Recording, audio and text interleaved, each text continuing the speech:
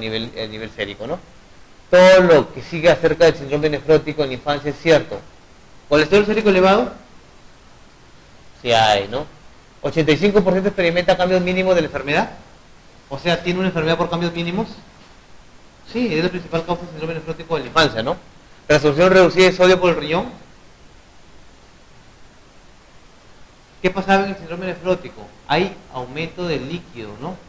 Y por lo tanto el sodio va a estar aumentado o disminuido a nivel renal. Aumentado, ¿no? Se disminuiría. ¿Triglicéridos séricos elevados? Sí, ¿no? ¿Hipoluminemia es la causa de la hipoproteinemia? Sí. Entonces, ¿cuál no va? Reabsorción reducida de sodio. Acuérdense, chicos, si ustedes hablan de edemas, están hablando de retención de sodio, de absorción de sodio. Acuérdense de eso. El agua va ligada al sodio.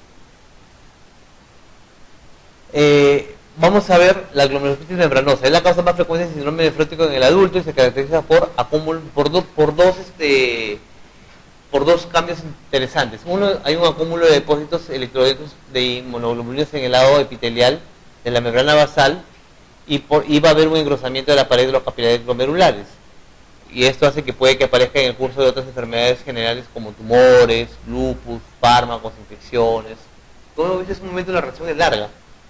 Entonces se habla de una glomerulonefritis membranosa secundaria, si fuera asociada a alguna enfermedad. Si no se asocia a ninguna enfermedad, es primaria.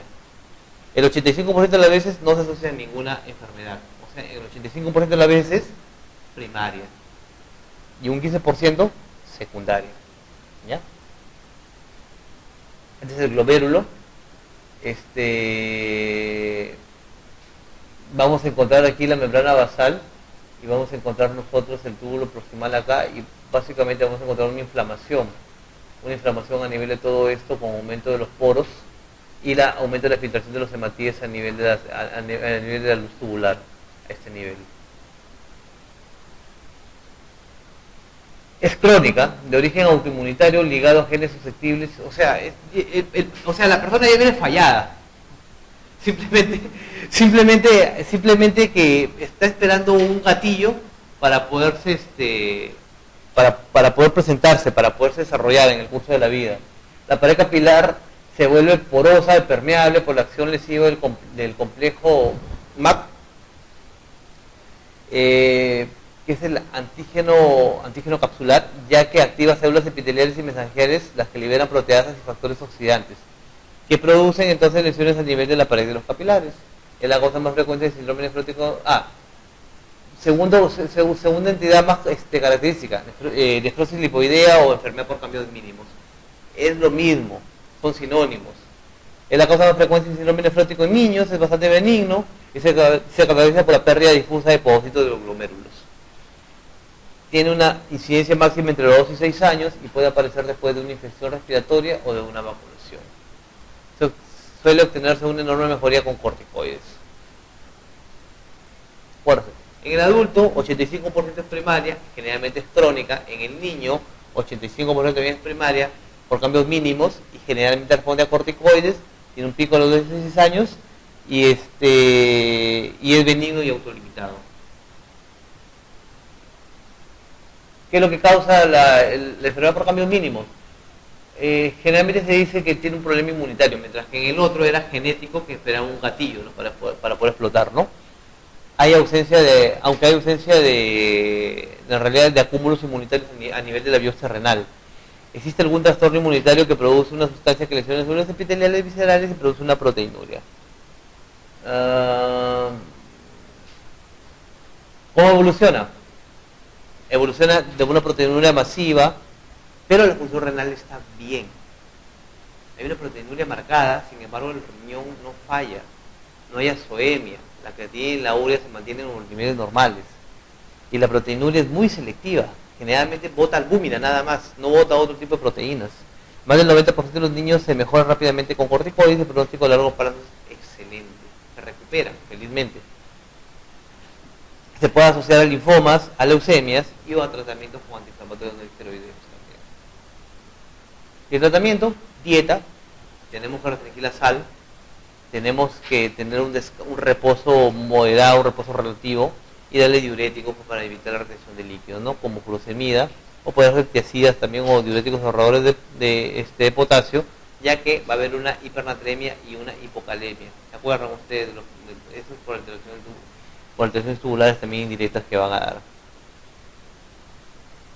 Cuando hablamos de casos refractarios y hay una hipoluminemia grave, o sea, no responden al tratamiento con diuréticos con más de 160 miligramos de furosemida al día, entonces tenemos que darle albúmina para poder fundir los edemas y mejorar la diuresis.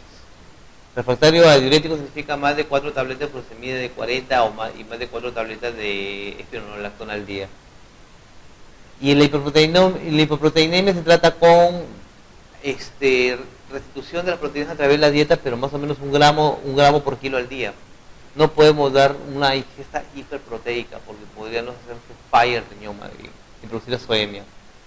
Y las proteínas tienen que ser de alto valor biológico, generalmente las derivadas de vegetales. Quinoa, kiwicha. El aporte calórico tiene que ser normal o ligeramente incrementado, 35 kilocalorías por día.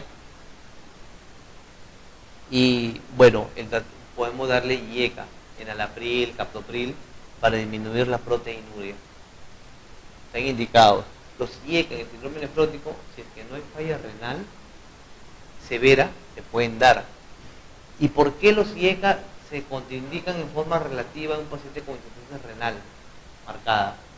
¿Qué es lo que producen? Eso lo vimos en la clase pasada, ¿se acuerdan? Producen hipercalemia. Por lo tanto, nosotros si tenemos un paciente que tiene hipercalemia, no vamos a dar IECA. Si no tiene hipercalemia, podemos darle IECA, así tenga una falla renal moderada, pero con cierto cuidado. Todas estas medidas terapéuticas son aconsejables en el síndrome nefrótico, excepto a su paciente con síndrome nefrótico, ¿qué le diría? Tiene que tomar su atorvastatina o su rosuvastatina. ¿Le dirían eso? ¿Ah?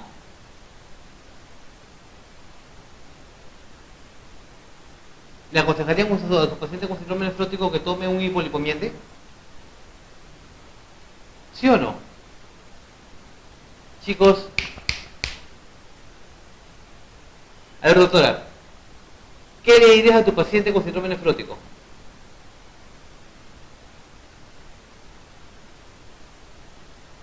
¿Qué le recomendarías? Ya hemos visto qué produce el síndrome nefrótico, ¿no? Entonces, ¿qué le recomendarías? Doctor, ¿toma algún medicamento para poder mejorar en algo, para tener cuidado de que no se me complique alguna situación? Sí, ¿qué le dirías? Al doctor, ¿qué le dirías a tu paciente con síndrome nefrótico?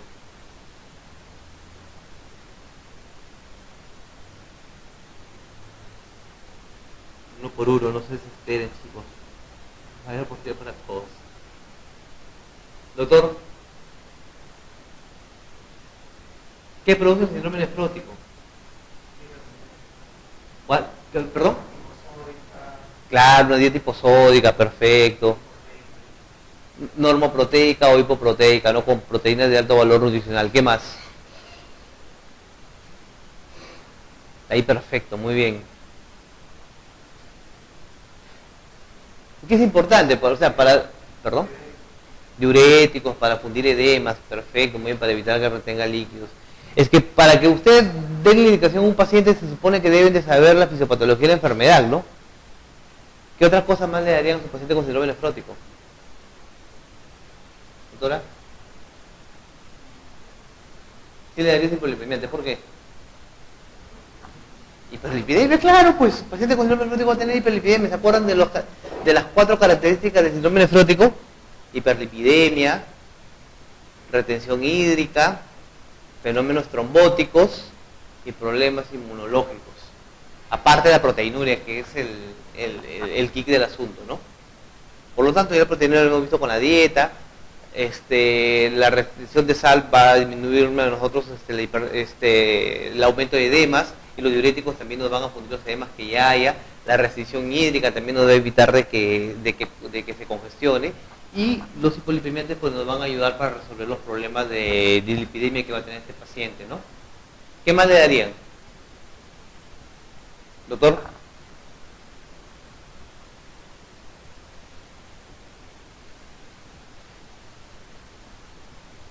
¿Le harían algo para evitar la trombosis?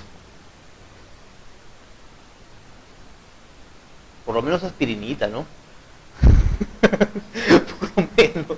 Mínimo. ¿Algo más? Lo vacunaría, ¿no? Si está predispuesto a infecciones, ¿no? Sobre todo los encapsulados. Mínimamente, ¿no? Lo que tienen que darle. ¿Le dan diuréticos? Sí, le damos diuréticos. ¿Le damos tratamiento anticoagulante de larga duración en caso de que exista trombosis? Sí, en realidad el tratamiento cuando hay fenómenos trombóticos es de por lo menos 6 meses. O sea, sí es un tratamiento trombótico. La dieta con restricción proteica, en realidad tenemos que darle una dieta normo o hipoproteica, es cierto. Pero si le damos proteínas, hay que darle proteínas de alto valor biológico. Infusión del albumin intravenosa en situaciones de anasarca refractario, sí. ¿Cuál no le darían?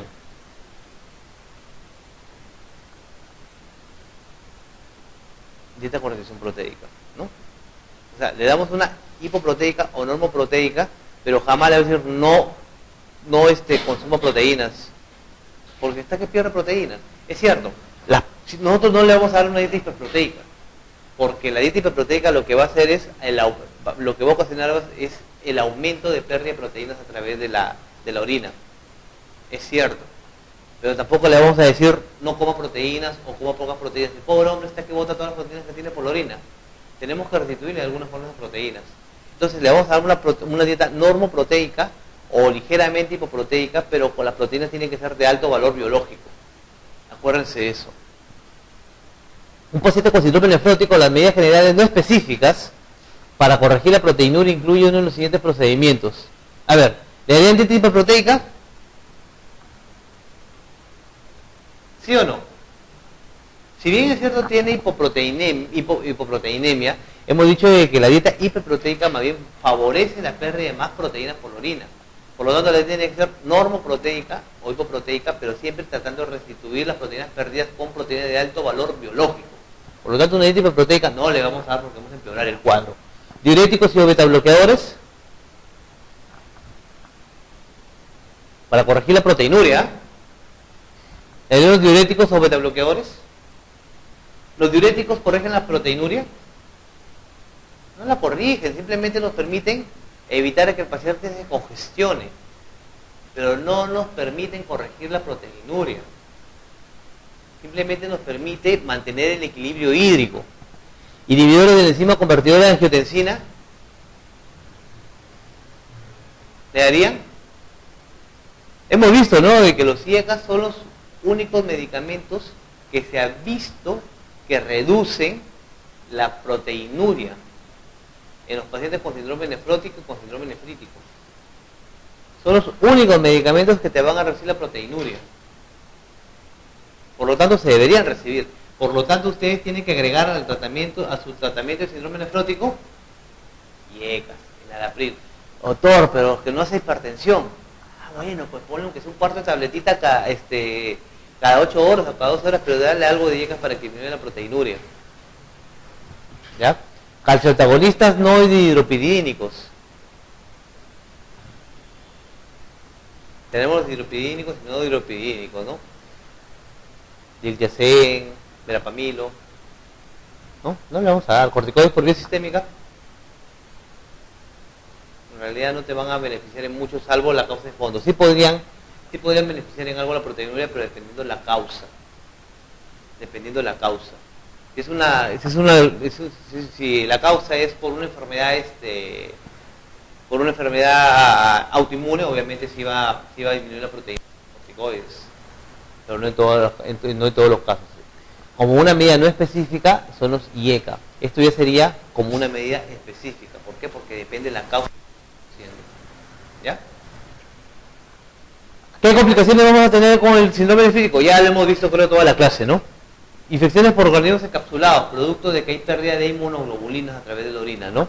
se filtra no solamente proteínas, sino se va a filtrar inmunoglobulinas, se va a filtrar factores de anticoagulación, por ejemplo, estreptococos, hemófilos, coli, para dar peritonitis bacteriana espontánea. ¿Por qué da una peritonitis bacteriana espontánea y el síndrome nefrótico? A ver, platea alta. ¿Alguna respuesta? ¿En qué contexto se da una peritonitis bacteriana espontánea?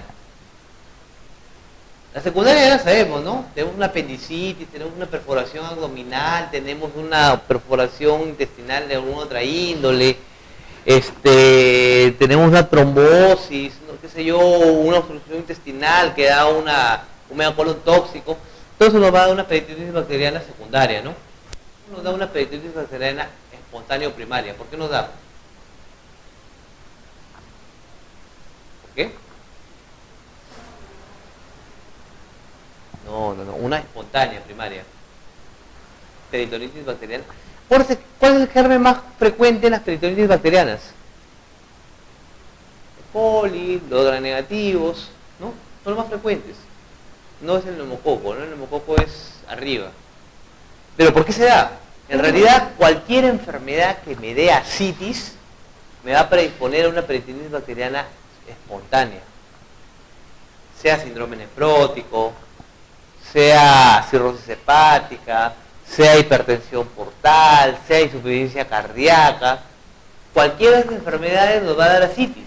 Y todo paciente que tiene ascitis, sea cáncer, sea tuberculosis peritoneal, sea lupus, cualquier enfermedad que nos produzca ascitis, nos va a predisponer a una peritonitis bacteriana espontánea. ¿Ya?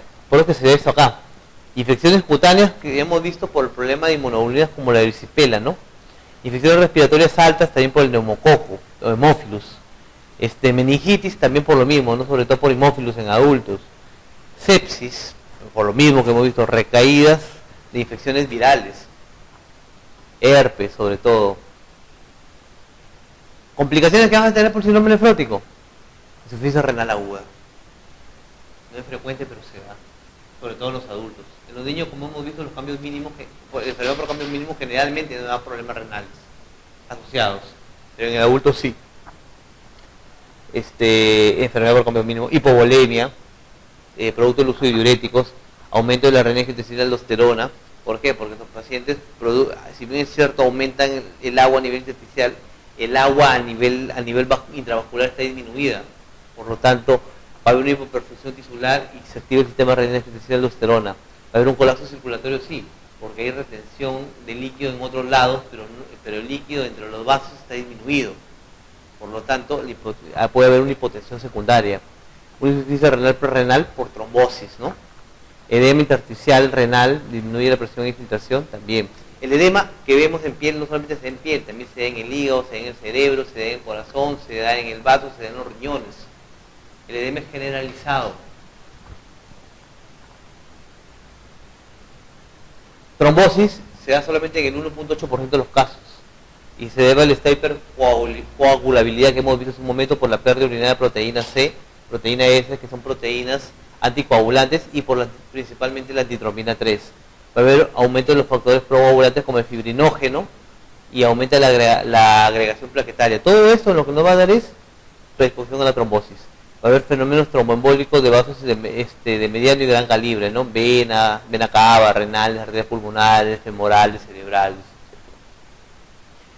¿Cuál de las afirmaciones siguientes es cierta respecto al síndrome nefrótico del adulto? A ver, no es una complicación habitual de la amiloidosis secundaria. ¿Verdadero o falso? En otras palabras, ¿la amiloidosis te da síndrome nefrótico? ¿Sí o no?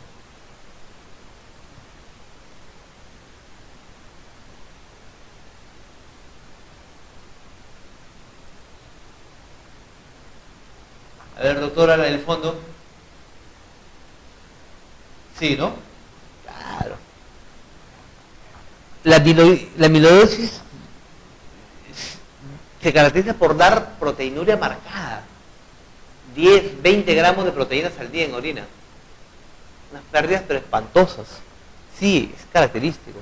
Por lo tanto, esta, no es, esta de acá no es cierta, pues, ¿no? Las complicaciones trombóticas son frecuentes, ¿verdadero o falso?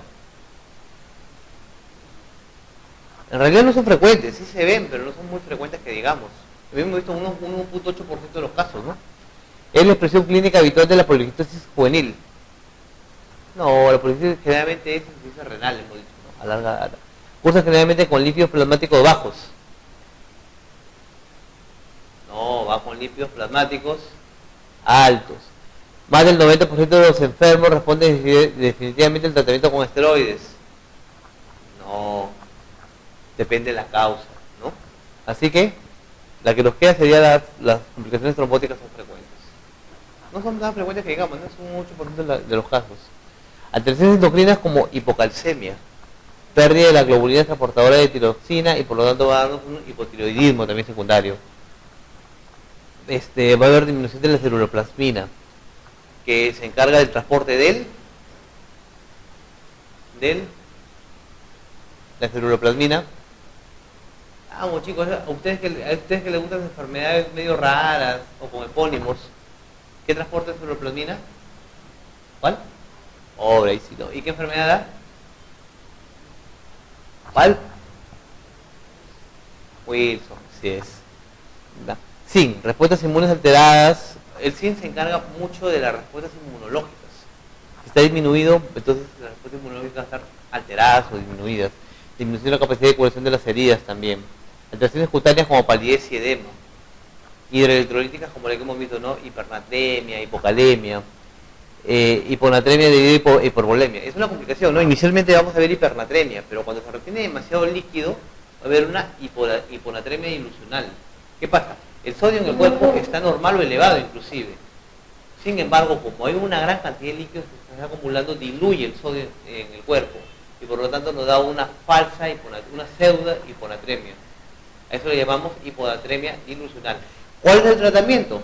Restringir líquidos y dar diuréticos. No es corregir la hiponatremia, porque el sodio está normal o elevado, como hemos visto en este cuadro. Tubulopatías, como hemos visto en las anteriores, ¿no? La proteinuria es tóxica y ocasiona además la pérdida de otras sustancias asociadas con el síndrome de Fanconi. ¿Qué da el síndrome de Fanconi? A ver, ¿cuál? ¿Pérdida de qué? Proteínas, ¿qué más? Bicarbonato, ¿qué más? Glucosa, lípidos, ¿no? Te bota todo lo que tiene sangre. ¿Y cuándo vamos a indicar una biopsia renal o síndrome nefrótico? En el adulto, si es que no sabemos qué lo ha causado. Ahí biopsiamos al riñón. Paciente con síndrome nefrótico que no sabemos qué es, no es diabético, no tiene una enfermedad sistémica asociada como lupus, o no está claramente establecido de qué es el lupus o la diabetes lo que causa el síndrome nefrótico, biopsiamos. En cambio, en el niño no, en el niño solamente si es que no responden los corticoides, porque he visto que los cambios mínimos responden muy bien a corticoides, ¿no? O si es que hay recidivos frecuentes, o sea, cada cierto tiempo tiene síndrome nefrótico. Eso ya no va con cambio mínimo, el cambio mínimo es autolimitado, ¿no? O hay hipocomplementemia. Usualmente la enfermedad por cambio mínimo no va con complemento bajo. Si encontramos hipocomplementemia, hay que buscar otra causa del síndrome nefrótico. Por lo tanto, tenemos que biopsiarlo. Cuando se sospecha de amiloidosis renal en ausencia de biopsia positiva en otras zonas. ¿Cómo diagnostican la amiloidosis, chicos?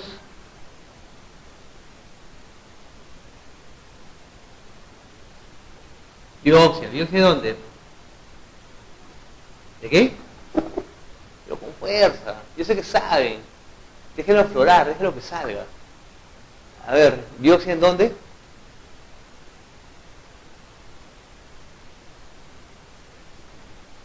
Biopsia de mucosa oral, ¿no? Claro. Sé que lo saben, pero respondan. No van a sentir que estoy hablando solo. Engáñeme, por lo menos. Entonces, cuando hacemos biopsia de mucosa oral, biopsia en algunos otros órganos y no encontramos nada, ningún signo de amiloidosis y sospechamos fuertemente de esta enfermedad, biopsiamos el riñón también. En diabéticos con presentación atípica de la nefropatía. ¿Cómo es esto? tengo yo un diabético, sabemos que el diabético produce síndrome nefrótico, es característico. Pero ¿qué pasaría si tenemos un diabético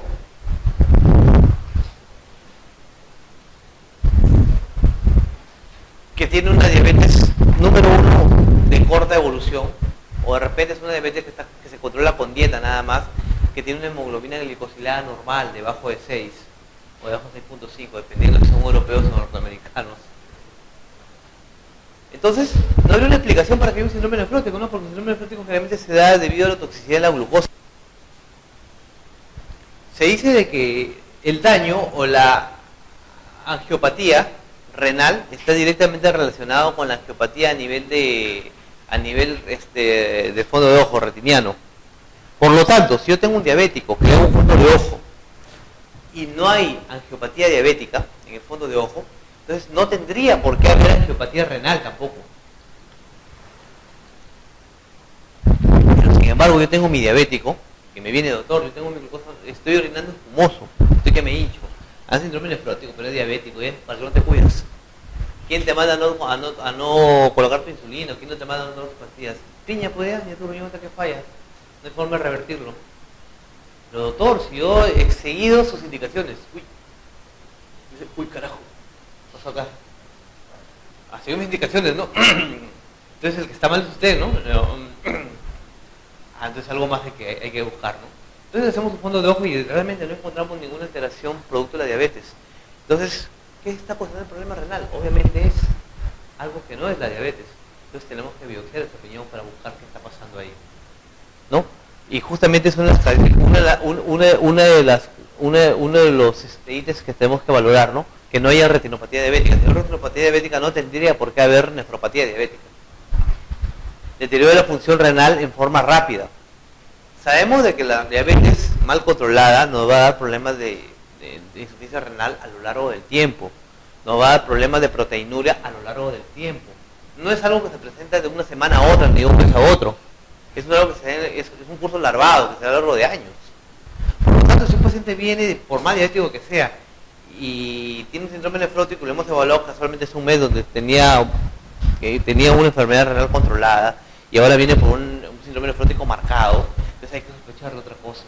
Probablemente no es la diabetes lo que está causando esto. Hipertensión arterial de inicio reciente. ¿El diabético te puede dar hipertensión arterial? Sí. ¿Por el problema renal? ¿Secundario al problema renal? Sí, te puede dar. Pero no es en forma brusca, también es en forma progresiva. Sedimento urinario inflamatorio, lo que nos habría descargado una nefropatía inflamatoria, o sea, sospecho de una enfermedad renal intercurrente, infecciosa o de alguna otra índole. Un niño de 3 años con síndrome nefrótico, ¿cuál de las siguientes circunstancias recomienda la práctica de biopsia renal? Ya hemos visto, creo, ¿no? ¿Cuáles son las indicaciones de biopsia renal en un niño, ¿no? Que no responda a corticoides, que tenga una proteinuria intermitente o que tenga hipocomplementemia. ¿Cuál marcaría? ¿Cuál?